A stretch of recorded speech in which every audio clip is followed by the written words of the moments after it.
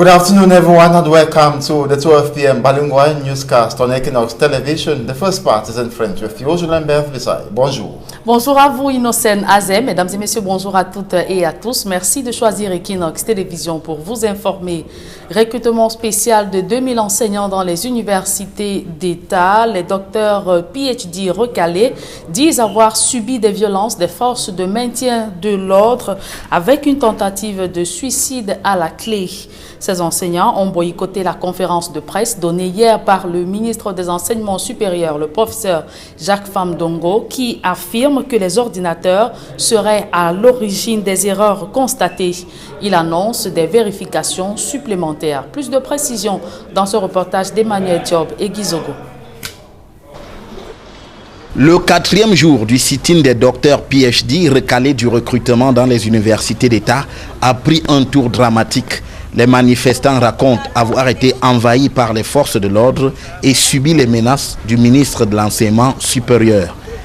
Lorsqu'il m'a appelé, moi et le docteur Lekani, elle lui a fait savoir que s'il essayait de la bousculer ou de tenter de l'arrêter, elle devait se donner la mort et qu'elle avait le poison qu'elle devait ingurgiter. Au moment où le commissaire divisionnaire décide de l'arrêter, elle a donc sorti le poison.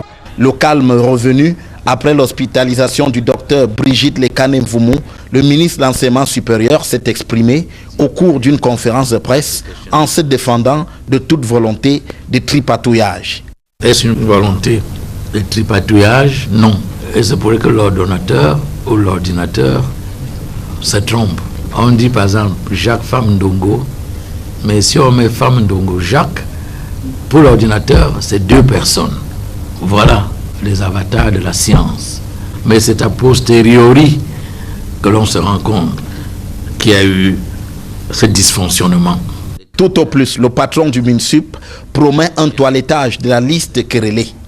Si tant est qu'il y ait des cas comme cela, ou bien des masters qui ont été recrutés, si nous en avons la preuve formelle, naturellement, nous prendrons des dispositions pour les exclure de la liste. Mais sachez très bien qu'il ne s'est pas agi d'une volonté de fausser le jeu académique et de favoriser tel ou tel. Par ailleurs, il annonce des vérifications supplémentaires parmi les candidats retenus pour le recrutement. C'est un chiffre qui, en réalité, s'inscrit dans une présomption de régularité. En fait, les universités prendront le temps nécessaire pour vérifier que lorsqu'on a mis dans un dossier PhD, par exemple, ou doctorat, il s'agit effectivement d'un titulaire du PhD ou du doctorat, parce qu'on va demander de produire l'original du diplôme et même la thèse. La conférence de presse terminée, c'est l'un des collaborateurs du ministre de l'Enseignement supérieur qui est allé tenter de convaincre les docteurs recalés de lever leur camp. Que ceux qui sont sans emploi et qui ont moins de 45 ans ne soient pas recrutés est nul. Je vous le dis techniquement. Parce qu'il y a encore 1000 postes. Mais rien n'y fait. Les recalés redoutent d'abord la longueur du processus de recrutement. Le recrutement dont nous avons eu le dénouement vendredi dernier a été lancé en février. Rien ne garantit qu'en lançant un recrutement en janvier, nous aurons les résultats en 2020. En outre, il dénonce une fois de plus la mécanique de la fraude qui a précédé l'opération de recrutement actuelle. Nous étions moins de 1000 docteurs au Cameroun. À la fin, nous nous sommes retrouvés à plus de 1800 docteurs. On a constaté une vague de soutenance effroyable dans les universités. On a constaté que les étudiants qui étaient à 2 ans de thèse ont soutenu.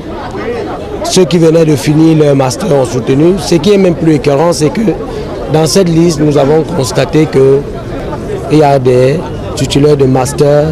Plus que jamais, c'est un véritable fossé qui sépare le ministre de l'Enseignement supérieur des docteurs PhD recalés.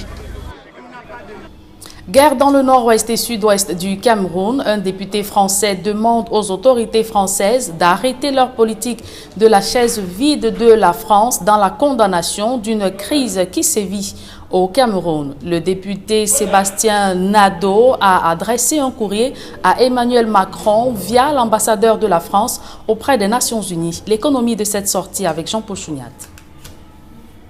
Cet homme, c'est Sébastien Nadeau, un député français de la Haute-Garonne. Il vient d'interpeller Emmanuel Macron sur la mollesse de la France à prendre une position décisive sur le conflit armé en cours depuis 3 ans dans la zone anglophone du Cameroun.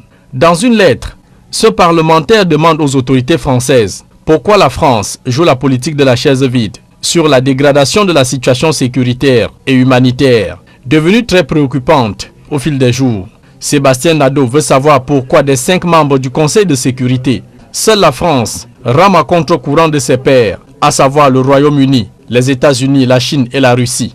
Pour une crise qui a déjà fait 3000 morts, des milliers de déplacés internes et réfugiés et près de 600 000 enfants privés d'éducation, Sébastien Nadeau, redoutant un génocide au vu du nombre croissant de morts, demande au numéro 1 français si le pays du général de Gaulle ne devrait pas initier une résolution à l'ONU pour commettre un pool d'experts à même d'enquêter sur les violations des droits de l'homme et du droit international humanitaire au Cameroun. La Constitution française consacrant l'attachement du peuple français aux valeurs des droits de l'homme.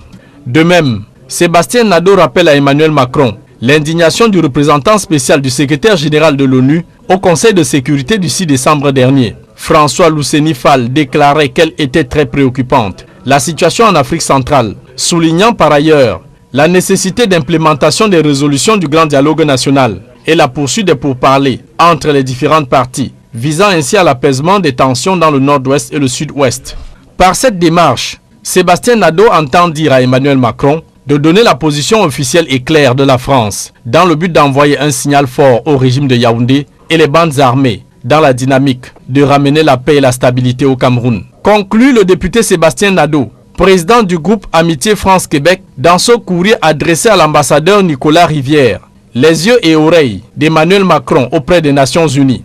Cette sortie de Sébastien Nadeau intervient à la suite d'un groupe de 50 universitaires, intellectuels et défenseurs des droits humains qui demandaient à Emmanuel Macron de peser de tout le poids de l'influence de la France pour contraindre Paul Biya à accepter la médiation suisse dans l'espoir de mettre fin à la crise anglophone qui dévaste le pays depuis 3 ans. À présent, des expériences traumatisantes des Camerounais ayant tenté de rejoindre l'Occident pour édifier les jeunes sur les dangers de l'immigration clandestine. Afin de déconstruire les mythes d'un Eldorado occidental, une campagne de sensibilisation est initiée à l'intention des lycées appelés à rentrer très prochainement dans la vie active. Dalastiana et Donald Priskamgan. La chronique des migrants vendus en Libye ou morts au large de Lampedusa est encore toute fraîche dans les mémoires. Mais au-delà de l'indignation, l'urgence de poser des actes s'impose. Agir, s'informer, éduquer sur les risques de l'immigration clandestine. Les jeunes des classes de première et terminale sont principalement la cible. D'abord le documentaire qui est passé sur l'écran, nos frères du Maroc qui étaient dans des conditions difficiles et qui nous ont sensibilisés qu'il ne faut pas voyager illégalement. Et je propose à mes frères comme moi, élèves, et ceux qui ne sont pas élèves, d'avoir leur papier, leur carte d'identité, leur passeport et leur visa afin de voyager dans les pays européens.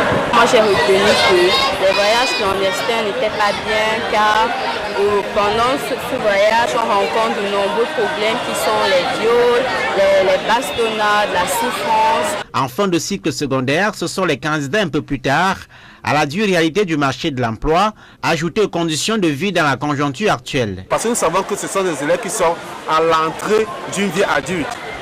Ce sont des élèves qui, à 17 ans, 18 ans, on commence à se donner des idées. Où est-ce qu'on veut aller? Qu'est-ce qu'on veut devenir? Comment est-ce qu'on veut faire? C'est la sensibilisation par les cas d'école. Ceux qui parlent des risques de l'immigration clandestine ici sont essentiellement des jeunes ayant vécu mes aventures. Luna Moumi, par exemple, a tenté de rejoindre l'Espagne via l'Afrique du Nord. Elle garde encore des clichés frais, des violences vécues. Les scènes les plus horribles, c'est de voir un frère se faire poignarder, une arme blanche, là, devant toi, il tombe, il perd la vie. Mais personne ne fait rien.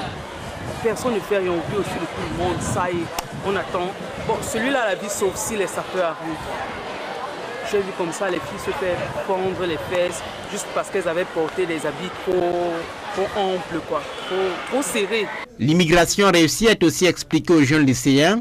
L'autre part de l'action, c'est le plaidoyer pour une politique nationale de l'emploi solide et cohérente pour les milliers de jeunes demandeurs d'emploi chaque année au Cameroun. Le développement du secteur rural camerounais se fait en partie grâce au financement de l'Union européenne. Près de 35 milliards de francs CFA ont été injectés dans le cadre d'un appui du secteur agricole. L'objectif est de renforcer la résilience de l'économie face aux multiples chocs. Joël Essengue et Marcelin Gransop. À l'heure du bilan de la première phase, le Cameroun et l'Union européenne se réjouissent des résultats obtenus, malgré un contexte difficile, marqué par les multiples crises sécuritaires et le ralentissement de l'activité économique. C'est un programme de réforme sectorielle dans le secteur rural, allant du développement rural, l'agriculture jusqu'à l'élevage et l'entretien des pistes rurales. En mettant à disposition ces ressources, nous nous sommes engagés à conduire des réformes structurelles importantes, profondes, pour que notre secteur primaire autour du développement rural, que ce soit au niveau de l'agriculture, de l'élevage ou dans le cas des infrastructures rurales, que ces éléments-là puissent participer à renforcer la croissance économique, qu'elle soit forte, durable et inclusive. C'est fort de ces acquis que l'Union européenne a décidé une fois de plus d'appuyer le Cameroun dans la mise en œuvre de la deuxième phase qui couvre la période 2020-2021. Une deuxième phase a été préparée, un peu plus ambitieuse par rapport aux cibles sectorielles pour accompagner pendant 2 ans additionnels le Cameroun en matière d'appui budgétaire, mais aussi en matière de réforme sectorielle. Donc c'est cela que nous avons signé aujourd'hui, un avenant à la convention qui a été déjà en place. Pour un montant de 50 millions d'euros, donc c'est 33 milliards de francs CFA. 33 milliards de francs CFA supplémentaires pour booster davantage notre politique agricole à travers la mise sur pied d'un système efficace d'accès aux intrants et aux services agro-pastoraux, le renforcement de la recherche, du conseil et de la vulgarisation agricole. Enfin, une meilleure accessibilité des principaux bassins de production agricole. Aujourd'hui, l'avenant qui a été signé porte le montant total à 150 millions d'euros et je souligne qu'il s'agit de dons pour un total de 100 milliards, l'équivalent de 100 milliards. Mais ces 100 milliards contribuent à améliorer la gestion des finances publiques camerounaises, la qualité de la dépense publique, la mise en place des réformes structurelles pour que notre secteur rural puisse participer étroitement à la création de la valeur, à la rétention de cette valeur, à la création d'emplois pour les jeunes et les femmes. L'objectif final est d'accroître les revenus des exploitations agricoles familiales grâce à une meilleure utilisation des semences améliorées et autres engrais, en plus des services vétérinaires fournis par l'État et le secteur privé. Plusieurs départements ministériels sont impliqués dans le projet, dont l'économie, l'agriculture et l'élevage, pour ne citer que ceux-là. Un public reportage dans ce journal. Les laboratoires biopharma sont engagés au dédouanement rapide de leur équipement, indispensable pour booster la production. La direction générale et les services de douane se sont rencontrés pour mettre sur pied des stratégies leur permettant d'atteindre leurs objectifs. Reportage. Le chef-secteur douane Littoral 1 et sa suite dans les locaux de Biopharma. C'est pour une visite de travail avec l'ensemble du staff dirigeant pour une meilleure collaboration de ces deux entités. Sur la table des discussions, des sujets liés aux procédures douanières, tant à l'importation qu'à l'exportation des marchandises, à la conformité, à la lutte contre la contrebande et la contrefaçon, la sécurité, l'hygiène et l'environnement, entre autres. Nous avons créé un nouveau concept au secteur des douanes Littoral 1 qui consiste à aller visiter les entreprises sur place.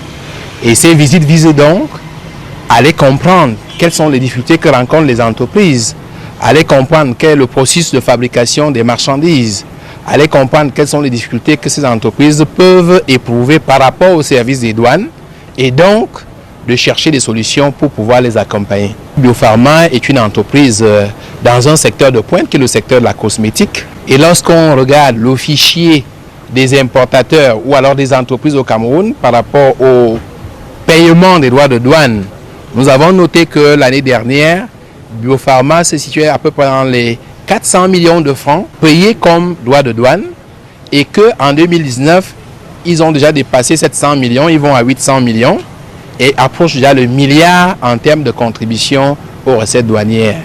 Tout cela était suffisant pour que le chef de secteur et son équipe descendent dans cette entreprise qui va être un des fleurons de l'industrie du Cameroun. Les responsables de la douane ont eu droit à une visite guidée des différentes usines de fabrication de plastique, fabrication de produits, de conditionnement, de stockage. Ils ont ainsi pu toucher du doigt le sérieux qui anime les différentes équipes qui travaillent dans le strict respect des normes en la matière. Après avoir compris comment Biopharma fonctionne, après avoir compris ses problèmes, nous sommes venus l'accompagner pour qu'il puisse augmenter son chiffre d'affaires, augmenter ses activités, réduire les temps d'attente en douane, réduire les coûts qui sont générés par les opérations de dédouanement. C'est ça aussi notre rôle. Les préoccupations des uns et des autres identifiées, une nouvelle collaboration est née au terme de cette visite de travail. Biopharma a ainsi eu les garanties quant à l'accompagnement de la douane camerounaise afin d'alléger les procédures douanières. Nous avons accueilli avec joie, c'est un plaisir pour nous de recevoir toute l'équipe de la douane camerounaise ici pour faire l'inventaire de nos problèmes, pour que nous participons à une discussion constructive. Mais comme vous le voyez vous-même, Biopharma, c'est une entreprise citoyenne qui a été créée en 2001 avec pour vocation d'être l'expert de la beauté noire et peau métissée. Nous avons subi un incendie l'année dernière et les choses reprennent tout doucement et progressivement. Et grâce aussi à l'accompagnement de la douane, du ministère des Finances qui vraiment nous ont soutenus pour que nous reprenions très vite nos activités. Et ça s'est ressenti même au niveau des déclarations en douane. Comme disait le chef secteur, nous importons de plus en plus pour pouvoir faire face à ce retard. Les laboratoires Biopharma, en ouvrant ainsi leurs portes à ce partenaire, expriment une fois de plus le besoin de transparence de l'entreprise qui n'a de cesse de tout mettre en œuvre pour s'arrimer aux normes internationales et ainsi offrir à ses consommateurs des produits de qualité qui leur assurent santé et bien-être. Et ce public reportage met un terme à la première partie de ce journal. The second part is with you, Innocent Azé. Good day once again. Merci Julien Beth Bissay. Une fois de plus, bon après-midi à vous. And to you viewers, good afternoon as well. And thanks for staying with me. In the second segment of the newscast, we begin the second part with a colloquium that has opened in Bamenda, chief town of the northwest region of the country, at the time when the ongoing armed conflict is deteriorating rather than coming to an end. The one-day colloquium aims at promoting positive thinking, inclusion, as well as non-violence amongst Cameroonians. Bo Stella was there and compiled the following report.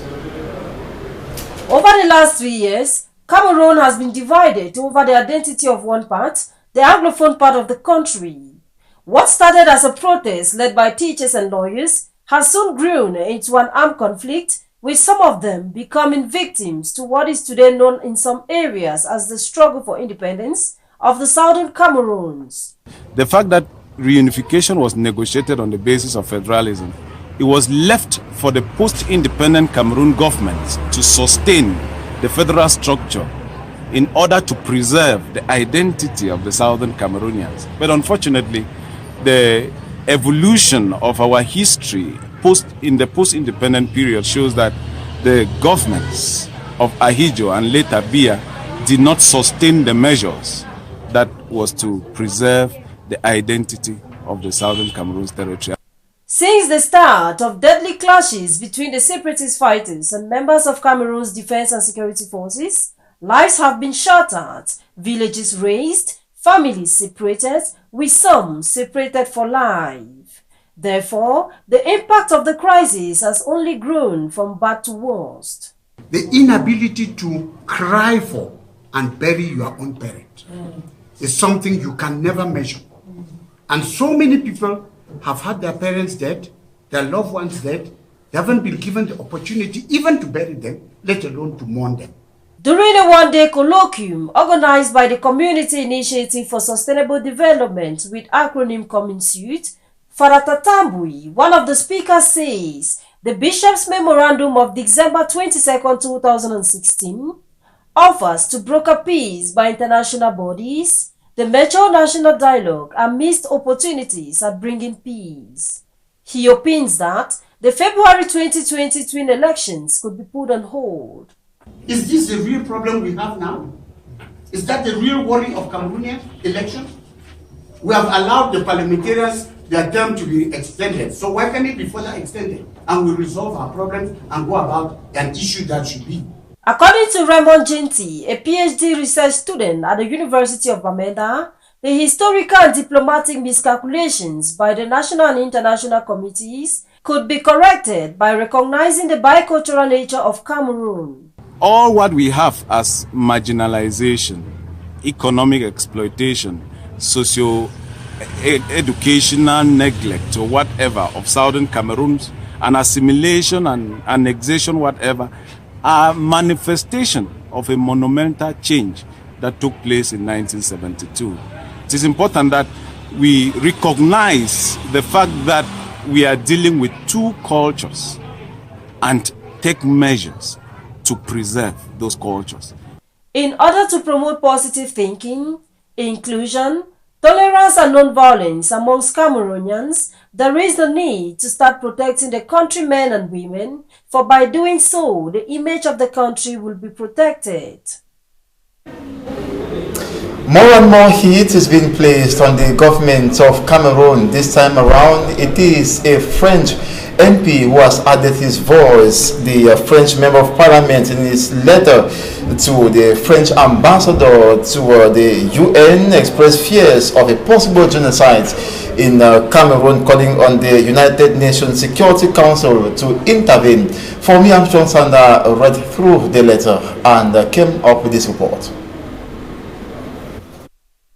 The prominent French lawmaker Sébastien Nador, in his letter to Ambassador Nicole de Rivière, French ambassador to the United Nations, demands the permanent members of the United Nations Security Council, notably France, the United States of America, Russia, China and Britain, to intervene in the crisis in the northwest and southwest regions of Cameroon, formerly British Southern Cameroon.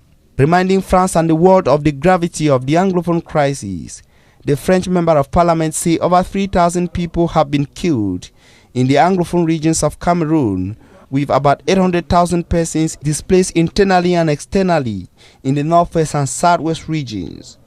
The French member of parliament regrets that more than 4 million Anglophones have been handicapped and left in dire need of humanitarian assistance, and more than 600,000 children deprived of schools for 3 years and running in the northwest and southwest regions of Cameroon.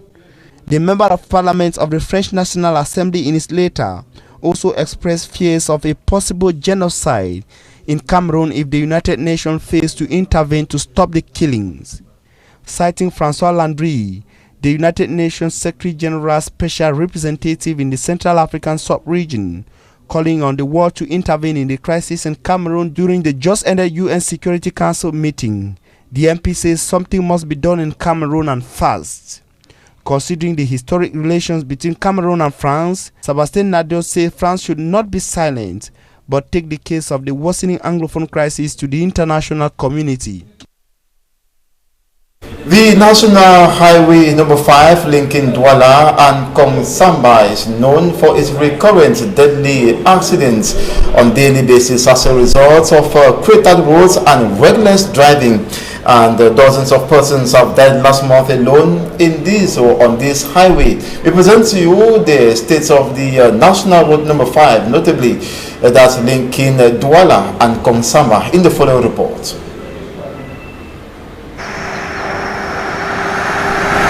The National Road number 5 is one of the highways claiming lives in Cameroon.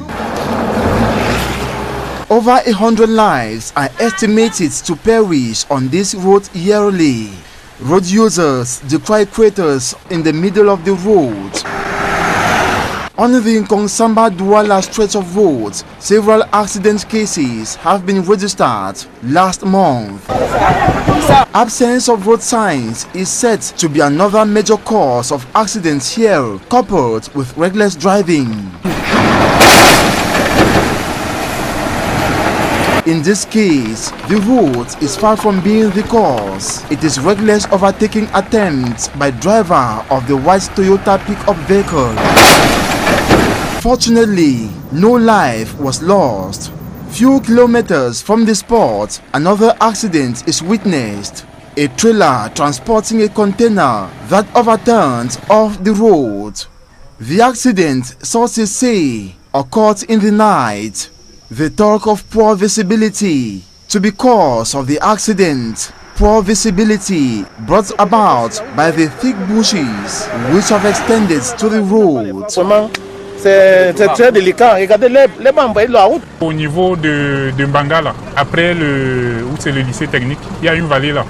Bon, les camions là-bas, beaucoup de voitures qui se renversent là-bas. Potholes also cause heavy-duty vehicles overturn on daily basis. C'est à ce niveau. Ça renverse les véhicules tous les jours, mais on constate toujours que rien n'est fait. Drivers on this road stretch are often compelled to drive in the opposite path to avoid entering into the uncountable craters. Voilà une situation que nous, on venait de vivre. Le chauffeur ne pouvait rien faire. C'est rien que ce qu'il a fait là, il ne devait pas ni aller ni à gauche ni à droite. C'est rien que de cette position-là qu'il pouvait s'en sortir. Mais en fait s'en sortir, maintenant il a fait tonneau. In other areas, the tar has completely disappeared. These states of roads have implanted fear within road users. Les creux partout, les voitures sont obligées de quitter les côtés en esquivant et puis parfois ils se retrouvent face à face, c'est dangereux. Nous qui voyageons tout le temps, c'est un risque pour nous. Clandestine transportation with some drivers without driver's license is another phenomenon criticized on these national roads with several checkpoints. Statistics published by government revealed that in December 2018, the nation registered 8,669 deaths from 22,314 road accidents in the past 8 years. Thus, 1,000 lives lost each year.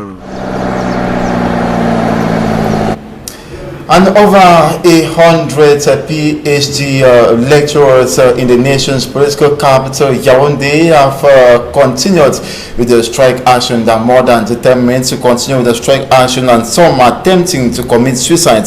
A case in point is that of Dr. Lekane Vomo Brigitte, who reportedly consumed a poisonous substance in protest to an administrative instruction for the police to disperse PhD holders asking for recruitment in the public service. And the striking PhD holders have outlined a series of grievances which they say make their recruitment unfair. Some of them include 45 years for the age limits, duplicates of some names on the recruitment list, the recruitment of some master's holders, submission delays for applicants from the diaspora, recruitment of applicants with fixed certificates, recruitment of secondary school PhD holders for a recruitment intended for unemployed PhD holders. As a result of these irregularities, the protesters say the only solution to their problem is for authorities to publish an additional recruitment list. Most of them argued that they would have exceeded the age limit by January 2020 when the second phase of the recruitment will be launched. The protesters have promised to sustain the strike till authorities resolve their problems, beginning with the publication of an additional list.